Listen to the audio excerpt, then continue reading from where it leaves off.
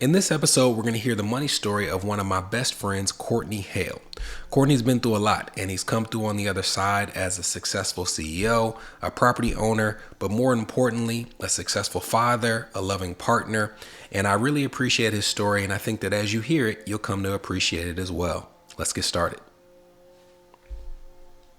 Let's get some money. From New Money, New Problems, it's the New Money, New Problems podcast, a show for successful professionals searching for the tools they need to navigate financial opportunities and obstacles they've never seen. Negotiating compensation, purchasing your first investment property, helping your family with money, the highs and lows of entrepreneurship. New money brings new problems that require new solutions. Join us as we work through them together. I'm Brenton Harrison, and this is the New Money, New Problems podcast. Hey, this is Brenton Harrison of New Money, New Problems, and your host for the New Money, New Problems podcast. I want to welcome Courtney Hale, who is a friend slash family member slash brother to this point, one of my closest friends that I have, whose story I definitely wanted to highlight because it's a unique one. So thank you for coming. Yeah, man. I'm happy to be here. Yeah. So before we even get started, I gave a brief intro, but what do you do? Yeah, so I am the CEO. I call myself the Chief Hope Dealer of Super Money Kids. We design digital financial education resources for schools and youth organizations across the country. Okay. Tell me what that looks like in terms of some of the products and solutions and the typical contract you might have. What is your day-to-day look like? Our customers are normally schools, school clusters, school districts, nonprofits. We license our content to them. We deliver modules. We design them for K through 12. So we're not teaching elementary students about retirement. We're talking to money in a way that they can relate to at their age. Okay. Well, let's go back and figure out why that became a passion of yours. So Courtney and I met, this is year 11 for me as a married man, and we met literally like the month after I got married. But take me back to the beginning and tell me about young Courtney. What was childhood like? Yeah, young Courtney. The interesting thing about childhood is you don't really know what it's like until you're an adult and you're looking back on it. Because when you're a kid, you're just kind of living. You're just going about your days with your friends and your family. And I came from a family that was extremely loving. I primarily was raised by my mom and her sisters from North Nashville. My grandfather had a house off West Trinity Lane. My grandparents in true Black family way were married and lived in separate houses for a long time for reasons that worked out for them. And so my grandmother lived on a house that was 27th Avenue North. And that's where we spent a lot of our extra time. And that street is like on one end of the street, we had a bootlegger. And he made his liquor, and he attracted certain people. I thought you were talking about DVDs. Not that type of bootlegging, like the original bootlegging, okay? The original bootlegging.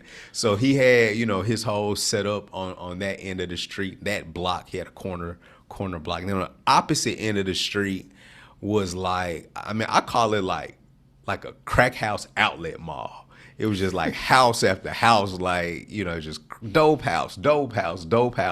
And I remember how protective my family was of me at that time. But my point of bringing that up was I didn't come from a place where there was a lot of money or a lot of wealth. There was a ton of love. There was a lot of hope. There was a ton of optimism, but there wasn't a lot of money. I lived with my grandfather until I was almost middle school. Elementary school, we were kind of back and forth a little bit. And then my mom eventually got married and we moved out. And then she and my stepdad bought a house. They were both aspiring entrepreneurs at the time with very different approaches to how they wanted to pursue those dreams. My stepdad was risk it all, try everything. My mom was way more conservative. And they had clashes, and they were different in so many ways, and it made so much sense for them to get divorced later on. I think it gave us all more peace, to be perfectly honest. But those were my dynamics growing up. It's like growing up around a lot of people where there wasn't money, but then having parents who were ambitious and really wanted like that American dream, and they were scraping together every crumb that they had to keep the lights on, to keep us fed, and to fuel their dreams. And it just wasn't enough for all of those things to happen. And those stories, a lot of detail in between, but those stories definitely have crafted my ideas about money and my feelings about money. So you keep growing. Hunters Lane. Went to Hunters Lane. Hunters Lane High School. Tennessee State. Went to Tennessee For State. college. Okay. Now, at some point in your TSU journey, you met Tia. Mm-hmm. Tell me about that. So we didn't meet at TSU. We had known each other since high school, and we were just friends. I kind of like dated one of her friends for a little while. We were cool. We knew each other that way. But what happened was we had a class together at TSU, and there's so much behind this, but she was in like a health sciences major. She was an occupational therapy, and we had a business class together. And there was really no reason for her to have that class as a requirement to graduate as a health sciences major. And she fought with the heads of her department, fought with her advisors to not have to take that extra class because she already had a really heavy workload. And one thing about Tia was she didn't really lose very many fights. And you would just have to know her to know what I'm talking about. But she did not lose fights with anybody. And even health-wise, she just did not lose fights. In our marriage, even when she was dead wrong, she still didn't lose the fights in her eyes. But the one fight she lost was to drop that class. They did not let her drop that class.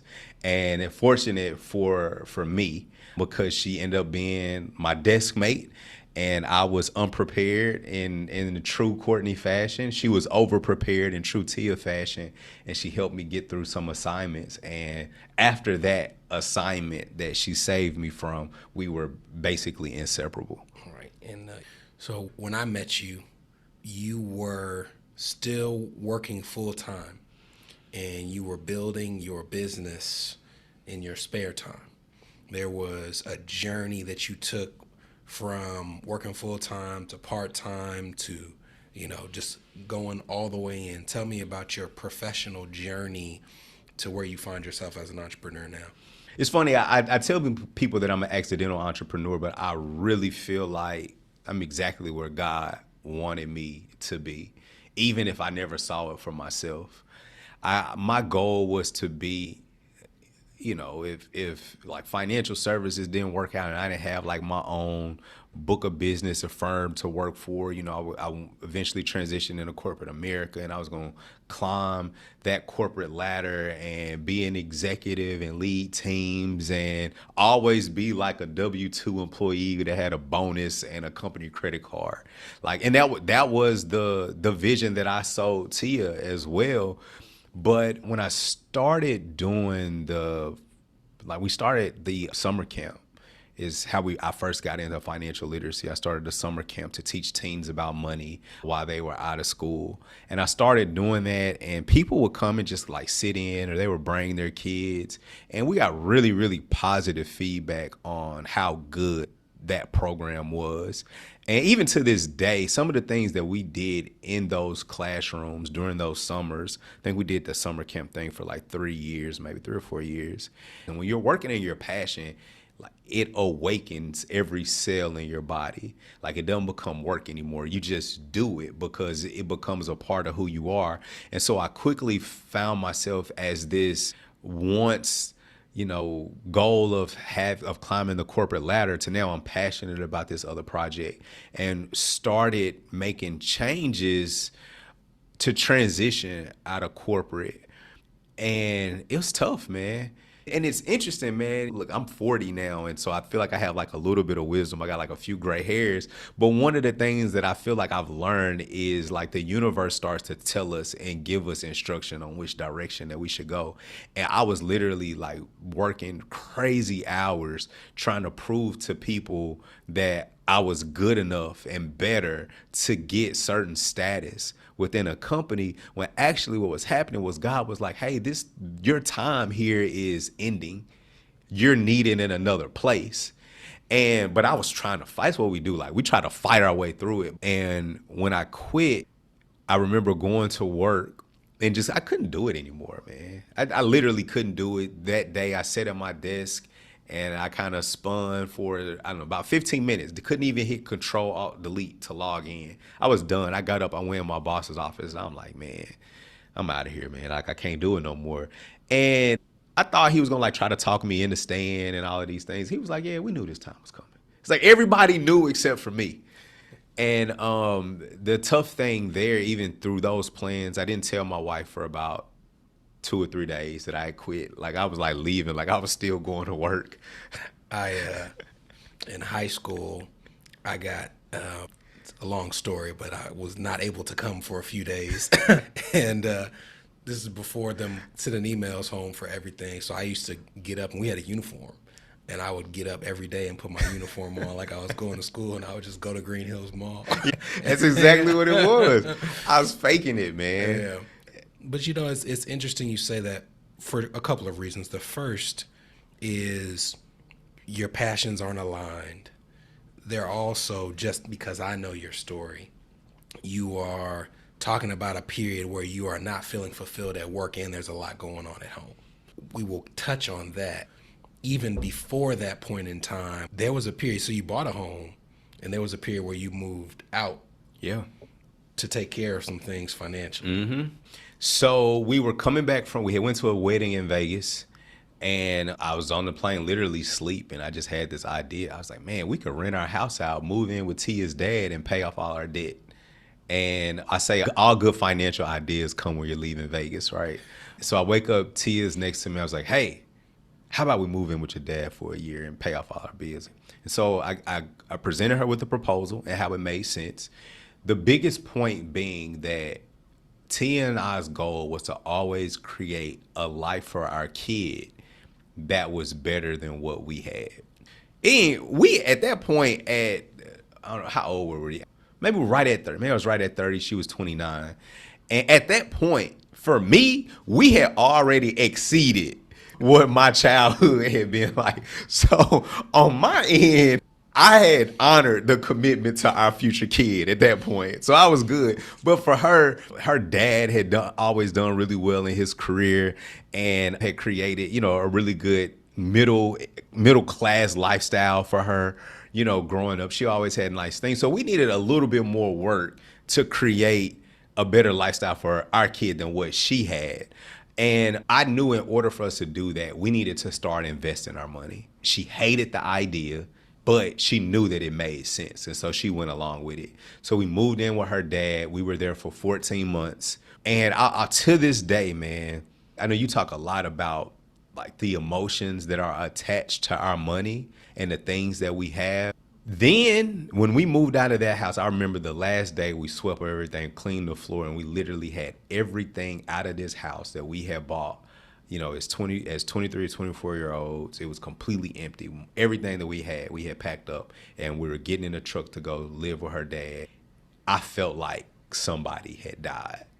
To this day, ultimately we hadn't got to the part of the story yet, but Tia passed away May 2020. Which will probably forever be the saddest thing and the most hurtful thing that ever happened in my life. The second was moving out that house. It tore me to pieces. What was it about that made it so impactful, so visceral? The biggest thing was I knew my wife didn't want to do it, and I think she felt like we were giving up, and the level of independence that we had created at that age, we were choosing to sacrifice it to go live with a parent. And I think that she felt defeated. And I took on those same feelings. I knew what we were doing was right. It made sense. We were with her dad for 14 months, and we paid off. We paid off a car, we paid off student loan debt, we paid off credit cards. It was we paid off 40 some odd $1,000 of debt in a year. It was the right decision, but we care about our wives and we want our wives to be happy. And so anyway, so it was just hard. Yeah. I took on her feelings about it, and it wasn't that we were giving up our independence. We were investing to have greater independence later. Yeah. You and I have had conversations, but even on the podcast, some of the earliest listener feedback that we received was when I told people that they needed to stop contributing to their 401k if they had not reached a minimal amount of savings, or if they were getting slammed by credit card debt. And it's a little deflating if it's the first user feedback, like, hey man, I got this brand new shiny podcast. And someone's like, what are you talking about? And through experience, I can say that some of the things that are hardest for people to come to grips with are when you are in a situation with your housing where you need to take a step back or take a step down. When you have a child that is in a private school that financially you really can't afford to send them to that school. Yeah. When there's something that you're like the things that we feel symbolize a level of success.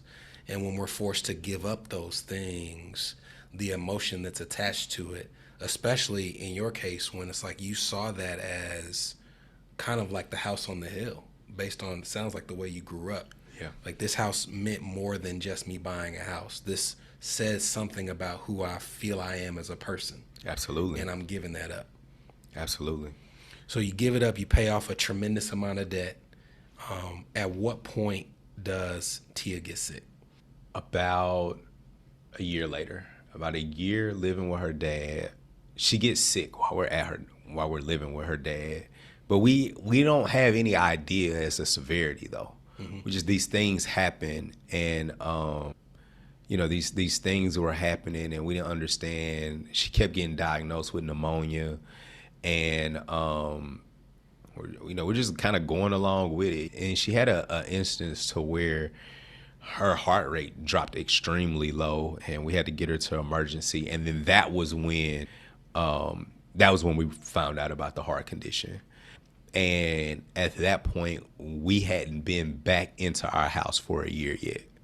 And so, we go from moving out of our house to paying off the debt, having a kid, because while we're living with her dad, we end up having a kid.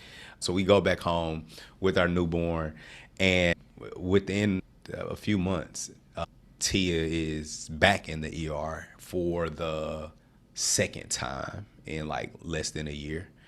And her heart rate dropped to levels that I think if it's any lesser of a person, we would have been out of there. Right. And she made it through that. And so from there, lifestyle changed drastically, figuring out what was to happen next, waiting to see if as time passed and she was further postpartum, if her heart was going to heal itself, because there was this idea that pregnancy definitely puts more stress on the body, makes the heart work harder, and as time passes, maybe the heart gets better. And she got better physically, and I think mentally she got better, but the heart never got better. Right. And things just got really, really tough. She would go on to have a heart transplant, and that was the best 11 months of our lives. Right. For all of us, for her physically, for me, for our daughter. That 11 months was great. Within that 11 months, we started a pandemic. And when people were complaining about being quarantined at home, I was like, man, this kind of cool, being with my daughter and being with my wife. And but she passed May 2020. You referenced your daughter. You gotta know his daughter, and if you know her, you're listening to that sentence and you're smiling, because she is like an explosion of personality. She is, man. And, our lives were full of action from the time that, I don't know, really from the time that we got married and we moved into that house or whatever. There was just like always something happening, always something going on, lots of highs. And it just made so much sense that we would be blessed with a daughter that was the way that she was, the way that she is. Everybody like loves their kid, but there was just something special about Ever's personality that I think gave us like this something extra to get through all of the things. And I know for a fact that, that little girl brought something else out of her mom that helped her make it time after time after time. Right. This is the New Money, New Problems podcast, a show for successful professionals searching for the tools they need to navigate financial opportunities and obstacles they've never seen. We'll be right back. Are you wondering what new money problems you might be overlooking in your financial life? If so, we've got great news. We've crafted the New Money, New Problems Gap Finder to identify potential weaknesses in your finances in areas ranging from budgeting, investments, insurance, and even the threat your extended family's finances could pose to your household. Please head to newmoneynewproblems.com/gapfinder to complete it today. Again, that's newmoneynewproblems.com/gapfinder to take the assessment.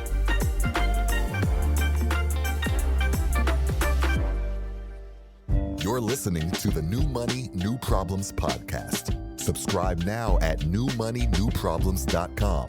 Welcome back. For someone who doesn't know you, what is it that you think, not about just yourself, but about your crew, that has allowed you to still thrive and pursue joy in the midst of hardship?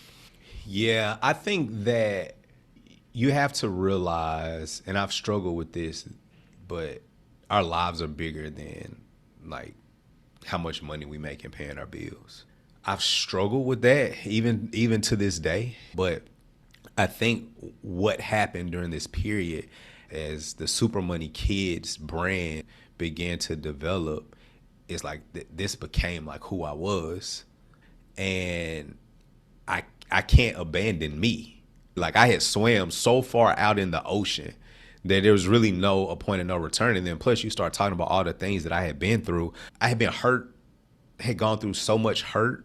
Like I wanted happiness, and this work brought me joy. And it also, I knew that this work would also bring joy to a lot of families throughout the country as well. I knew a lot of people that were from their own versions of North Nashville throughout the country, and various young people who had all types of traumas, but they had big goals though, and they just never really saw a way out of what they were going through in the present. And I believe that our work provides a pathway out of those traumatic experiences. It gives young people the opportunity to dream for whatever they want and live a life that gives them purpose, utilizing their talents. It's like everything that we want as humans.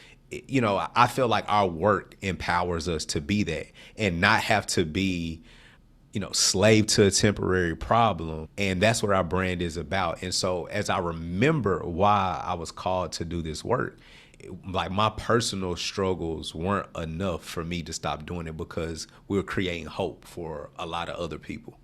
When you see that hope that you've given to a young person who is a young you, when it comes to the financial literacy that empowers not just them, but empowers their family, what do you get in return? Man, I never thought about it like that. I never thought about like what I get in return. I've always thought about like how our community is better. It's like how our society is better.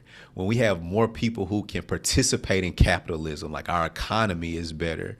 When we have more people who are business owners and investors, our communities are stronger, our schools are better, we're healthier, we create new things. There are different levels of happiness. and that's rewarding. I think the example of Super Money Kids becomes like a case study that the next generation can refer to for options. I think that for me personally, I've shown my daughter how you can pursue your dreams and you can do anything. Because if I can look, when I started this work, there were not a lot of schools lining up to pay me for this. Okay. And in a very short period of time. So, and I don't want to lose my thought about what I get from this. I'm a veer away for a second to make a point. We created a program. The first digital program we created was not Super Money Kids. Most people think that it's Super Money Kids because it's like we did the banks and Super Money Kids. That was the thing that was marketable. And that's the reason why we completely changed the brand from Knowledge Bank to Super Money Kids. Before Super Money Kids, we created another kind of like hybrid digital program, and we created this set, and I was still young and passionate, and I just sat down and I wrote out all of these scripts. I remember in one of Kanye West songs, he talks about, imagine writing 6 songs a day for 6 summers, right? That's what Kanye, he just in his bag writing. That's exactly what I was doing. We created this program. It was amazing, still probably the best thing we ever created, and I couldn't get one school in America to pay for it. So fast forward to now, schools been more open to digital programming, and now we've been able to sell this program. And so it's like, what I get is when you see something as an opportunity or when you have vision for something, just pursue it. Sometimes our vision manifests before the rest of the world catches up. That can become a story for other people. And then I gave all of those examples, but then the thing for me that'll make me like sit back and just be like, my personal satisfaction is just that I did it. Like I said, I wanted to do this thing, and it wasn't about the money. It wasn't about the publicity. It was honestly, all of it's not even about the social impact. It's just for me personally, I said that I wanted to do something, and I actually did it. And it was successful. Like, that's my satisfaction. That's it. Like, I'm happy with that. Through the 11 years, you have had joy. This is probably the most at peace that I've seen you. Why? Man, I know better than anybody that, like, tomorrow's not promised. I don't care how old you are, how good you look, how much money you have, like it's not promised. We don't have a lot of time here, and you can't waste these moments in worry. It's like, worrying about the future, the regret from the past. It's like, no, like you would just be here. And I mean, that's kind of come through pain. Like I'm still not doing everything right. I'm doing a lot. I'm doing a lot of things right, actually. I'm doing a lot of things right, and I'm happy about that. And I'm not going to be perfect, but I want to enjoy the moment. Like early on, when you get married, getting married is a lot. For me, I speak for myself, getting married was a big responsibility. And I took that with pride, and I wanted to do it well. And I knew that I needed to be able to provide. I had an amazing father-in-law who had created an amazing lifestyle for my wife. And I wanted her to continue to be happy with her standards of living. I wanted her to be proud that I was her husband. So I always put a lot of pressure on myself for the wrong things. And now it's just like, I'm not putting pressure on myself. I'm not worrying as much. Again, I mean, we're still human. We want to have all of those feelings. At the point that you stop having some of these feelings, you need to go, like, we all need to go talk to somebody, but if you're not experiencing all of the feelings, like, you need to get there like immediately, okay? Because something is a little off. But like now, I'm just living. I'm just living. That's powerful. We're bringing this to a close. You know what I'm about to ask you. We ask everybody about their financial habits. So I will ask you all of the things we're talking about In spite of the hardships, entrepreneurship, you are a business owner that's made it through a length of time that a lot of people don't, survive entrepreneurship. You're a property owner, which we didn't cover, but you have rental properties. Your business is growing. You travel. You've built a life that is admirable. But there are things that we all do with money where we're not acting at our best. Yes. Can be, something that gets in the way of your success. When you are operating at your worst, what are some of the habits that make it hard for you to succeed financially? This one is really, really tricky for me because I know exactly what I want to say, and I know how it can be perceived. But I am really like planning for like my next breakthrough. And I feel like from a business perspective, what's involved in that is like great investment, right? And I feel like sometimes like I'm over investing, and I'm like, I know I'm gonna get it back. I really think that that's like my biggest problem right now, and I've done it in the past too, like over invest, and then just the idea of I'll make it back. That is a problematic mental space to be in. I suffer from it. The worst thing that happened to a gambler is for them to win. Yeah, it's tough, man. It really, like, I think that there are benefits, and I definitely think there are weaknesses. I talk about the dynamics between my parents growing up, and I talk about like my stepdad, like just willing to like risk it all and do whatever, and my mom being more conservative. And although they clash, I think they were both right. And but even in that, I still think that I lean more towards like my stepdad. And in my head, it's like I know that I'll make it back. But I always think that that's in a moment where I am tired and I don't have a lot of justification, and maybe I'm not all of the way thinking things. Like I'm not like stopping, like I'm just going. That's like the biggest thing right now. Okay. Now there's positives. The flip side to everything. What are the things about your personality that help you succeed financially, that you feel are unique to you? I think that now I am thinking about, whereas before I used to think about, man, how I'm gonna get, how we're gonna make money next month, the month after that. I may think, 2-3 months at a time. Like now I'm really thinking about 5 years. And I'm always thinking about like what's the next investment, and how can I be a part of an opportunity that would not have been given to me without certain relationships. Understood. Well, I want to thank you for being willing to share your story, good, bad, and indifferent. I knew a lot of it. It's always good to share unique stories with the world, especially for those that I love, and I love you. I appreciate you, and thank you for being a guest on the New Money, New Problems podcast. Hey, man, this podcast is going to inspire, educate. Like this podcast is like, this is the next one, okay? All right, like you don't know it yet, but the themes that come out in this, like these are conversations that need to be had as we're in the middle of like the greatest transfer of wealth in American history, and in the midst of a number of different things that's happening right now. These are conversations that need to be had. People know it, and just get ready, man. I'm thankful to be able to be like, one day, if you go back to episode 3, go back to, I don't know, where we, episode 11, I don't know, you're going to be on episode 325. I'm like, y'all go back and check out my interview. I was episode number 11. So I'm appreciative of being able to make the credits. Hey, I received it. Yeah.